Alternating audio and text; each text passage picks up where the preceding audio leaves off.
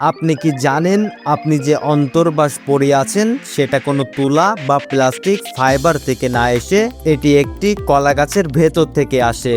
হ্যাঁ, ঠিকই শুনছেন, যে কলা গাছ ফল দেওয়ার পর কেটে ফেলে দেওয়া হয় সেই গাছের বর্জ্য দিয়েই এখন তৈরি হচ্ছে নরম, আরামদায়ক এবং পরিবেশ বান্ধব নারীদের অন্তর্বাস। কিন্তু কিভাবে একটি ভেজা মোটা গাছের কাণ্ড পরিণত হয় মসৃণ ফেব্রিকে, আজ আমরা দেখব সেই অবিশ্বাস্য ম্যানুফ্যাকচারিং প্রক্রিয়া। তো চলুন ভিডিওটি শুরু করা যাক। একটি কলা গাছ জীবনে মাত্র একবার ফল দেয়। ফল সংগ্রহ শেষ হলেই পুরো গাছ কেটে ফেলে দেওয়া হয়, কারণ সেই গাছ আর কখনো ফল দেবে না। যার কারণে মাঠে পড়ে থাকে বিশাল মোটা কাণ্ড। বেশিরভাগ সময় এই কাণ্ড পচে যায় বা ফেলে দেওয়া হয়।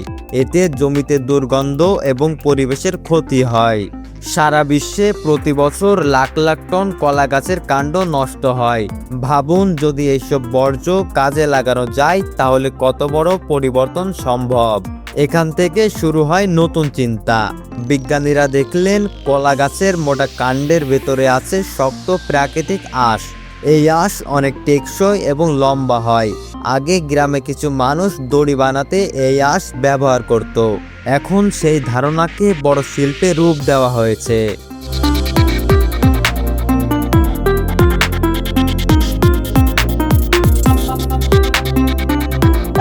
প্রথম ধাপে কলা গাছের কাণ্ড সংগ্রহ করা হয়। এগুলো ট্রাকে করে কারখানায় নিয়ে যাওয়া হয়। সেখানে বড় বড় কাণ্ড ছোট ছোট টুকরো করে কাটা হয় যাতে মেশিনে দেওয়া যায়। এরপর আসে বিশেষ মেশিন। এই মেশিন কাণ্ডকে শক্তভাবে চেপে ধরে, ভেতরে নরম অংশ আলাদা করে ফেলে এবং শক্ত আঁশ বের করে আনে। এই প্রক্রিয়াকে সহজ ভাষায় বললে গাছ থেকে আঁশ ছাড়ানো বলে। বের হওয়া আঁশ তখনও ভেজা থাকে এবং তাতে কিছু ময়লা জমে থাকে, তাই এগুলো ভালোভাবে ধুয়ে ফেলা হয় যাতে সব মাটি ও রস বেরিয়ে যায়।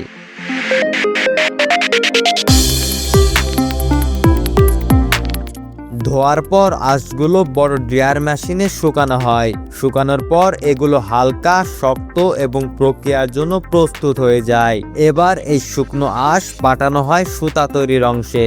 এখানে আঁশগুলো আঁচড়ে সমান করা হয়। তারপর মেশিনের সাহায্যে পাকিয়ে লম্বা সুতা বানানো হয়।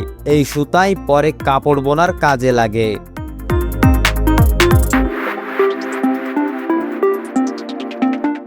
অনেক সময় এই কলা আঁশের সুতা তুলা বা অন্য প্রাকৃতিক সুতার সাথে মেশানো হয় যাতে কাপড় আরো নরম হয়, কারণ অন্তর্বাসের জন্য কাপড় হতে হবে আরামদায়ক ও ত্বক বান্ধব।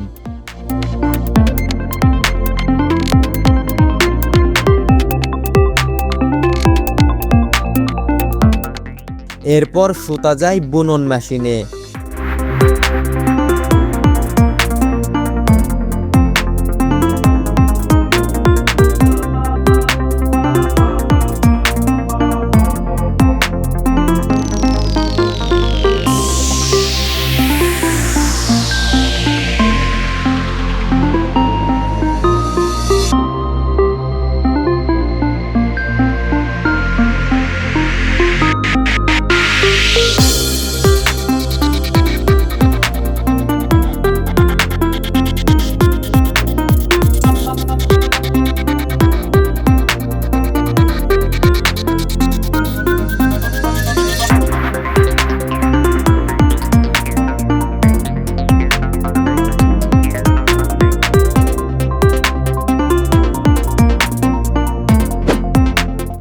এই মেশিনে দ্রুত গতিতে সুতা জড়িয়ে কাপড় তৈরি করে। ধীরে ধীরে শক্ত আঁশ থেকে তৈরি হয় মসৃণ কাপড়। এই কাপড় স্পর্শ করলে অবাক হতে হয়, কারণ বাইরে থেকে বোঝার উপায় নেই এটি একটি কলা গাছ থেকে এসেছে। এটি হালকা, বাতাস চলাচল করতে পারে এবং ঘাম শোষণ করতে পারে।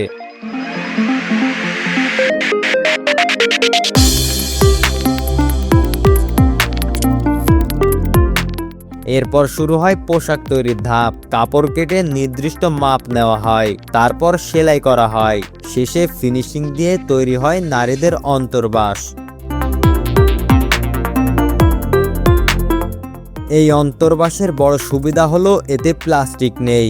বাজারের অনেক কাপড়ে কৃত্রিম ফাইবার থাকে, যা ধোয়ার সময় ছোট ছোট প্লাস্টিক কণা ছেড়ে দেয়, কিন্তু কলা আঁশের কাপড় সম্পূর্ণ প্রাকৃতিক এবং সহজে মাটিতে মিশে যায়।